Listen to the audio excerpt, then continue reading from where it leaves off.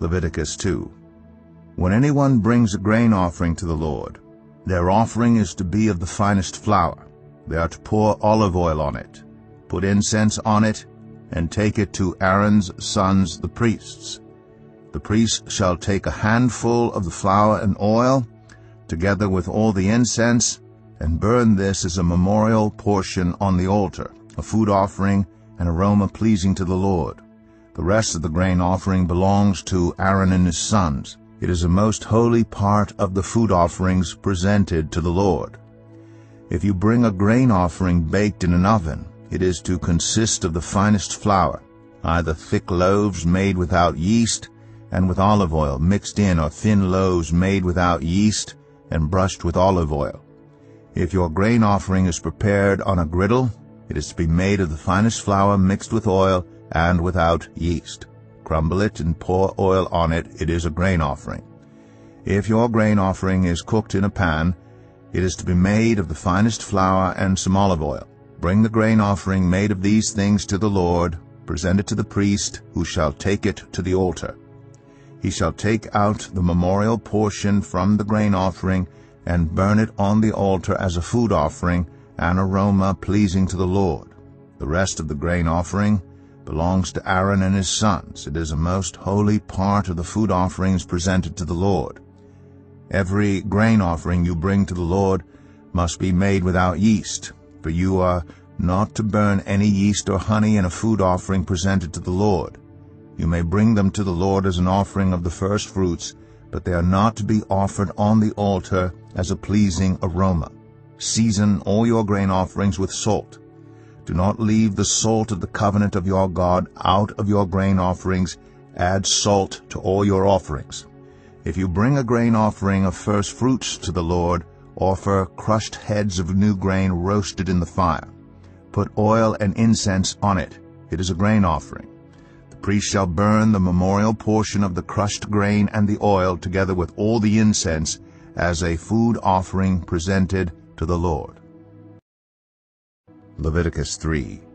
If your offering is a fellowship offering, and you offer an animal from the herd, whether male or female, you are to present before the Lord an animal without defect. You are to lay your hand on the head of your offering and slaughter it at the entrance to the tent of meeting.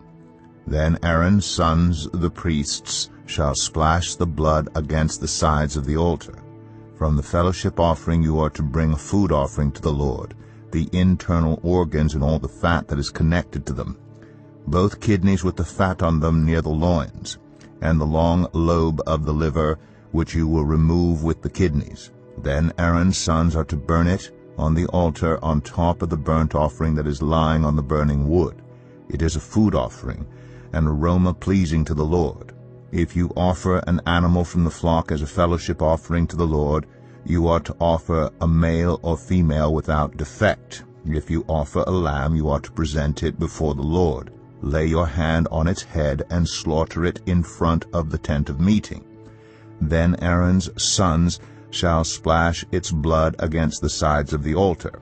From the fellowship offering you are to bring a food offering to the Lord, its fat, the entire fat tail cut off close to the backbone, the internal organs and all the fat that is connected to them, both kidneys with the fat on them near the loins, and the long lobe of the liver, which you will remove with the kidneys. The priest shall burn them on the altar as a food offering presented to the Lord. If your offering is a goat, you are to present it before the Lord. Lay your hand on its head and slaughter it in front of the tent of meeting. Then Aaron's sons shall splash its blood against the sides of the altar. From what you offer you are to present this food offering to the Lord, the internal organs and all the fat that is connected to them, both kidneys with the fat on them near the loins, and the long lobe of the liver, which you will remove with the kidneys. The priest shall burn them on the altar as a food offering, a pleasing aroma. All the fat is the Lord's. This is a lasting ordinance for the generations to come. Wherever you live, you must not eat any fat or any blood.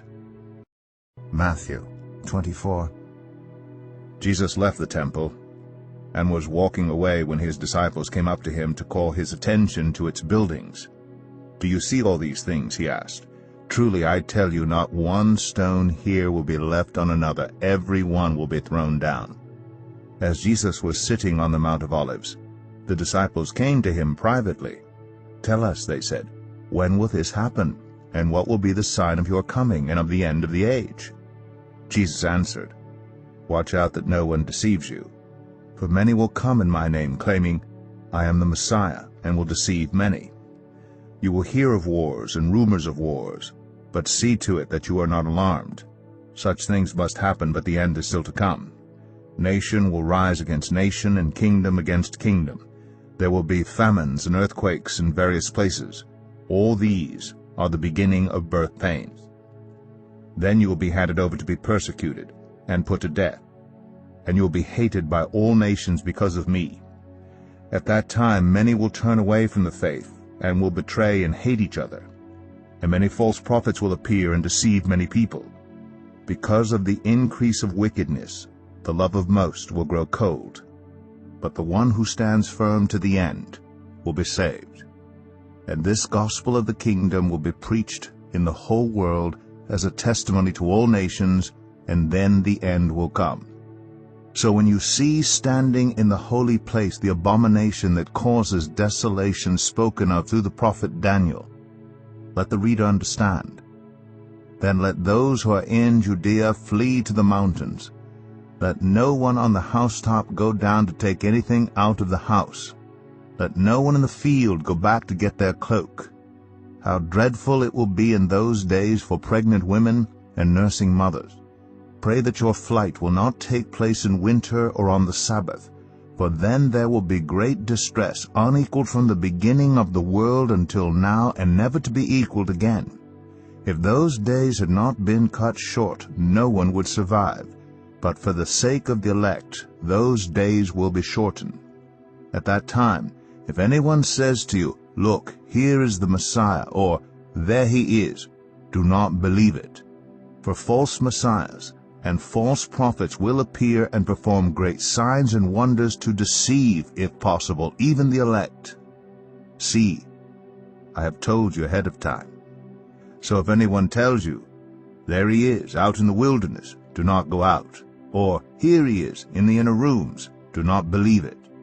For as lightning that comes from the east is visible even in the west, so will be the coming of the Son of Man. Wherever there is a carcass, there the vultures will gather. Immediately after the distress of those days, the sun will be darkened, and the moon will not give its light. The stars will fall from the sky, and the heavenly bodies will be shaken. Then will appear the sign of the Son of Man in heaven, and then all the peoples of the earth will mourn when they see the Son of Man coming on the clouds of heaven with power and great glory. And he will send his angels with a loud trumpet call, and they will gather his elect from the four winds, from one end of the heavens to the other. Now, learn this lesson from the fig tree. As soon as its twigs get tender and its leaves come out, you know that summer is near. Even so, when you see all these things, you know that it is near, right at the door. Truly, I tell you, this generation will certainly not pass away until all these things have happened. Heaven and earth will pass away, but my words will never pass away. But about that day or hour no one knows, not even the angels in heaven nor the Son, but only the Father. As it was in the days of Noah, so it will be at the coming of the Son of Man. For in the days before the flood, people were eating and drinking, marrying and giving in marriage, up to the day Noah entered the ark. And they knew nothing about what would happen until the flood came and took them all away.